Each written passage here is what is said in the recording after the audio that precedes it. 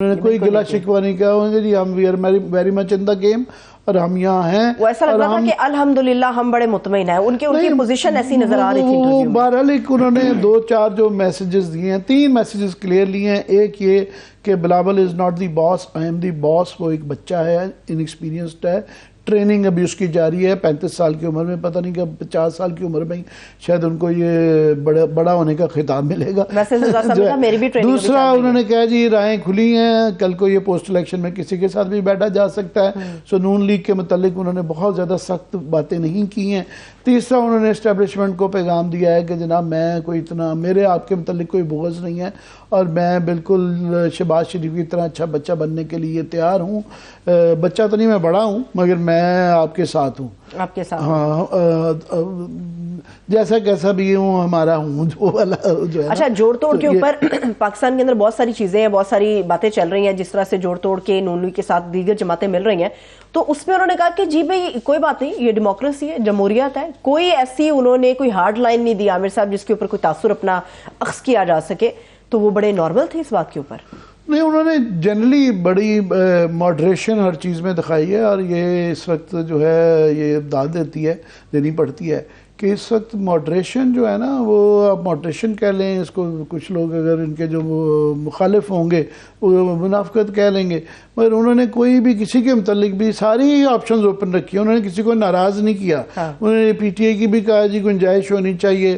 انہوں نے جے you I, known league سب کے لیے گنجائش رکھی، اسٹیبلشمنٹ کی گنجائش رکھی.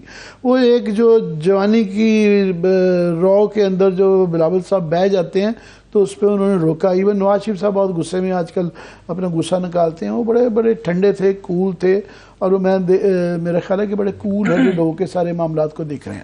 صحیح ہے. ایک اور سوال اسی کے اوپر عامر صاحب، آپ نے کہا کہ انہوں نے کہا کہ کسی ہم تمام کے ساتھ بیٹھنے کے لیے بھی تیار ہے. چیئرمین پی ٹی آئی کے اوپر انہوں نے بہت زیادہ تنقید کی. انہوں نے کہا کہ ملک دشمن ہے، معیشت کو تباہ کر دیا، ملک کو تباہ کر دیا، دنیا میں تنہا کر دیا. جو ان کے پنجاب کے صدر تھے وہ اپنے تھے کیا یہ باتیں کر رہے تھے کہ ممکن ہے کہ آئندہ الیکشن کے لیے ہم پی ٹی آئی کے ساتھ پنجاب کی حد تک اتحاد کر لیں گے؟ نہیں، وہ انہوں نے یہ جو باتیں کی ہیں یہ جو کہتے آ رہے ہیں وہی کہہ رہے ہیں. وہ مجھے لگتا ہے جو آوازیں آ رہی تھی نا، یہ اسٹیبلشمنٹ کو میسج دیا جا رہا تھا پیپلز پارٹی کی طرف سے کہ اگر آپ نے ہمارے ساتھ تعاون نہ کیا، اگر ہمیں دیوار کے ساتھ لگایا گیا تو ہمارے پاس یہ آپشن ہے کہ ہم پی ٹی آئی کے ساتھ مل جائیں گے. مگر انہوں نے اس طرح کی کوئی بلیک میلنگ والی کوئی تاثر نہیں دیا. انہوں نے یہ نہیں کہا، انہوں نے کہا جی ہمارے معاملات ٹھیک ہیں. انہوں نے یہ تاثر ہی نہیں دیا کہ ہمارے معاملات خراب ہیں. صحیح ہے. اب آگے بڑھتے ہیں عامر صاحب، آپ اس سے کیا تجزیہ عکس کریں گے؟ آج ایک اور بھی امپورٹنٹ ڈیولپمنٹ تھی، وہ پی ٹی آئی کے بلے کے نشان کے حوالے سے تھی. اب کہا گیا کہ جی 20 روز ہیں آپ کے پاس، اور وہ کہتے ہیں نا نوک پہ کھڑے ہو کے کہا کہ جی انٹر پارٹی الیکشن کرا دو. یہ کیا سمجھ ہو پائیں گے؟ یہ کیا آئین کے حساب سے چل رہے ہیں، قانون کے حساب سے چل رہے ہیں؟ ہو کیا رہا ہے یہ الیکشن کمیشن کیا کر رہا ہے؟ جی یہ الیکشن کمیشن کا جو فیصلہ انہوں نے کہا جی 20 دن کے اندر پارٹی کے الیکشن کروائے جائیں. 2-3 چیزیں اس میں. پہلی تو بات یہ ایک بالکل پارٹی الیکشن جو ہے نا ڈکوسلا بن کے رہ گیا. یہ کسی پارٹی کے اندر بھی، بلکہ پاکستان کی جمہوریت کا سب سے بڑا جو دھبا ہے وہ یہ ہے کہ کوئی بھی پارٹیوں کے اندر جمہوریت نہیں ہے اور یہ برائے نام الیکشن کرواتے ہیں. ایسی سارے وہی اگین اینڈ اگین موروثیت چل رہی ہے. ایک ہی آدمی ہے، وہ اسی نے ہی رہنا ہوتا ہے اور اس کے ارد گرد کلٹ رہتا ہے. ہر جگہ پہ کلٹ ہے. پیپلز پارٹی میں بھی آصف زرداری کا کلٹ ہے اور نواز شریف کا کلٹ ہے، ادھر عمران خان کا کلٹ ہے. اور کوشش کی تھی پہلی دفعہ پی ٹی آئی نے الیکشن کروانے کی، مگر ان کو بھی یہ سمجھایا گیا کہ جناب یہ کلٹ والے کام ٹھیک ہے، یہ آپ اس طرح وہ بھی وڈرا ہو گئے. سو ایک صرف پی ٹی آئی کو یہ کہہ دینا کہ جناب اب الیکشن کریں، وہ کاروائی کیا ہوتا ہے، سب کو کٹھے بلا کہتے ہیں جی ہاں کیا چاہیے، وہ کہتے ہیں جی الیکشن ہو گیا، آپ ہے واہ جی واہ زندہ باد کے نعرے لگ جاتے ہیں. تو یہ ایکسرسائز ہے. مگر ان کے اس پہ وکلاء نے اس پہ کیا ہے طریقے، انہوں نے کہا جی ہم اس کو فیصلے کو چیلنج بھی کریں گے. اور انہوں نے کہا جی ہمیں بڑا افسوس ہوا ہے. انہوں نے کہا جی الیکشن کمیشن نے یہ نہیں کہا تھا کہ پارٹی انتخابات آئین کے مطابق نہیں ہوئے، پہلے یہ اعتراض نہیں تھا، یہ آفٹر تھاٹ ہے. ہمیں یہ کہا تھا کہ آپ نے دستاویزات پورے نہیں جمع کروائے، تو وہ اس مفروضے پہ گئے تھے. اس کا جو اندیشہ ان کو ہے پی ٹی آئی کو اور جو خطرہ ہے وہ یہ ایک بہت بڑا ایشو چل رہا ہے کہ اب جب الیکشن ہوں گے इस वक्त जो स्टेटस है इमरान खान का, वो एक कन्विक्शन का है। तोशा खाना केस के अंदर उनको जो है ना कन्विक्शन हो गई भी है, सज़ा हो चुकी भी है। सो लिहाजा जिस तरह नवाज शरीफ साहब पे ये एक लीगल कदगन आ गई थी कि जब तक उनकी कन्विक्शन है वो पार्टी प्रेसिडेंट नहीं रह सकते, और सेनेट के अंदर यहाँ तक कि जो जिनके दस्तखत से, उनके दस्तखत से जो सेनेटर बने थे वो अभी भी इंडिपेंडेंट सेनेटर्स कहलाते हैं, क्योंकि उनको बाद में सुप्रीम कोर्ट ने कह दिया था कि एक आदमी कन्विक्टेड जो है वो पार्टी प्रेसिडेंट नहीं हो सकता। सो अभी इमरान खान भी इस जो नए जो अब इलेक्शन करवाए जाएंगे उसके अंदर वो प्रेसिडेंट नहीं होंगे। मगर एक लिहाज से वो वैसे ही अनइम्पॉर्टेंट बात इसलिए हो जाती है, गहरा है कि वो अगर उनकी कन्विक्शन ना गई, अब देखिए ना आज क्या तारीख आ गई है, नवंबर तकरीबन ख़त्म होने को है और फरवरी 8, तो 2-2.5 महीने रह गए हैं।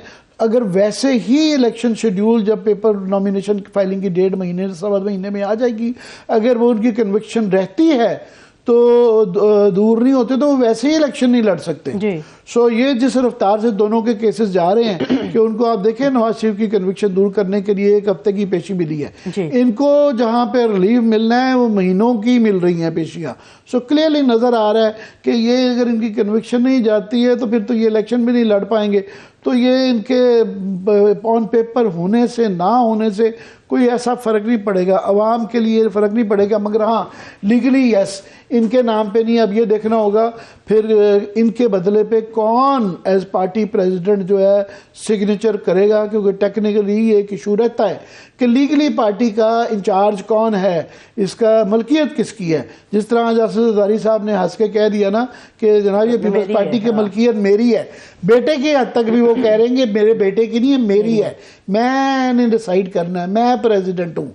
असली पीपल्स पार्टी का वो एक जाली पीपल्स पार्टी रखी हुई है, बच्चे को खिलौना दिया हुआ है, उसके वो चेयरमैन हम घर में कहते रहते हैं उनको, मगर उसका कोई वो बेख्तियार एक चेयरमैन है।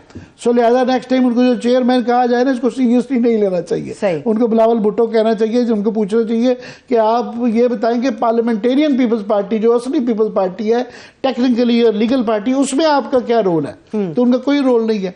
तो वो इस तरह ये भी मैटर करेगा, इसके लीगल कॉन्सिक्वेंसेज हैं कि एक तो 20 दिन में इलेक्शन में वो तो खैर करवा लिए जाएंगे, मगर अगेन वहाँ भी ये आ जाएगा कि जो इलेक्शन करवाए जाएंगे उसके जो मेंबरान होंगे, क्योंकि ज़्यादातर लोग तो जेलों में हैं, वहाँ के जो इलेक्शन करवाने की जो बॉडी होती है उसके अंदर ये होता है कि कौन सी उनका इलेक्टोरल कॉलेज कौन सा है, उस इलेक्टोरल कॉलेज के अंदर जो ज़्यादातर लोग हैं, जो इंपॉर्टेंट लोग हैं, सेकंड टियर तकरीबन सारा जेल में है या मफरूर है, तो वो अब क्या नया कॉलेज बनाया जाएगा, और वो लोग क्योंकि इस वक्त जो पेपर में आ जाएंगे वही फिर मालिक कहलाएंगे पीटीआई के।